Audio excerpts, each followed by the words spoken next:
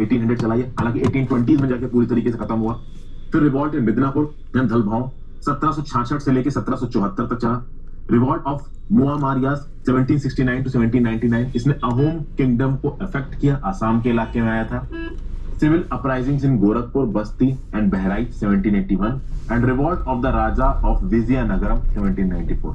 Normal कर जब आप लोग अपनी पढ़ाई करते हो तो इस तरीके की चीजें आपके सामने नहीं आती हैं। स्पेक्ट्रम को इसीलिए अच्छी किताब माना जाता है कि स्पेक्ट्रम ने जो इंफॉर्मेशन भी एग्जाम्स के पर्सपेक्टिव से इंपॉर्टेंट है उसको कवर किया है, बट स्पेक्ट्रम में चीजें बहुत ज्यादा अनइंटरेस्टिंग तरीके से दे रखी हैं। स्पेक्ट्रम में ज्यादा चीजों को एक्सप्लेन नहीं किया गया है, बस लिख दिया गया है, उसको डीकोड करना आपका काम है। सही बात। स्पेक्ट्रम नो डाउट एक अच्छी किताब है, तो आई होप आपने किताब खरीद ली होगी और मेरे साथ बैठ के इस किताब को पढ़ रहे होंगे। सबसे पहले हम शुरुआत किससे करेंगे?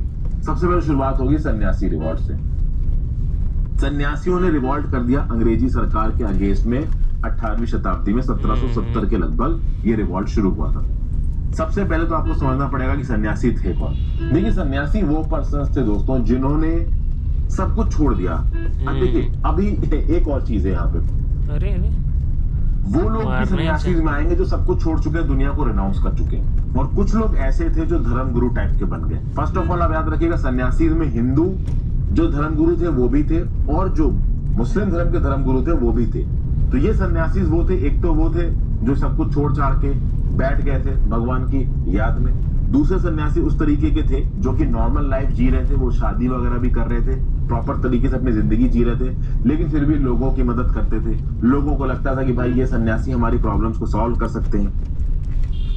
बहुत अलग अलग तरीके के सेक्ट्स उभर के आए सन्यासियों के। खास बात ये थी कि देखिए, हिंदू धर्म का जो मेन क्रक्स था वो नॉर्थ इंडिया से था। नॉर्थ इंडिया से ये जो हिंदू धर्म था वो अलग अलग इलाकों में जाना शुरू हुआ, और एक बहुत बड़ी मात्रा में जो हिंदू पंडित थे वो बंगाल में भी गए।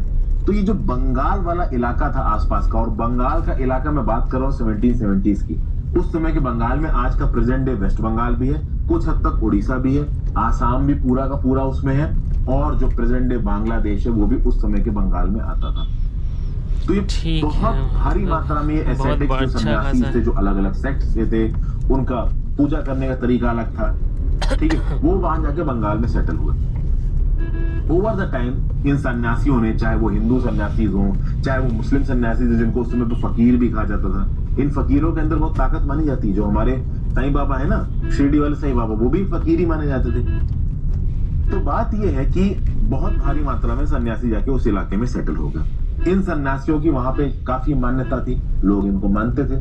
लोग जब भी ये किसी जगह से जाते थे, लोग इनको जाके कुछ पैसे दे दिया करते थे, लोग इनको अपनी परेशानियां बताया करते थे, और लोगों को लगता था कि ये सन्यासी हमारी परेशानियां ठीक कर देंगे। ये सभी घर बनाने वाले चाहते हैं कि उनका घर किसी महल जैसा सुंदर लगे, जो चमकदार भी हो और मजबूत भी, और इन्हीं सपनों को पूरा करने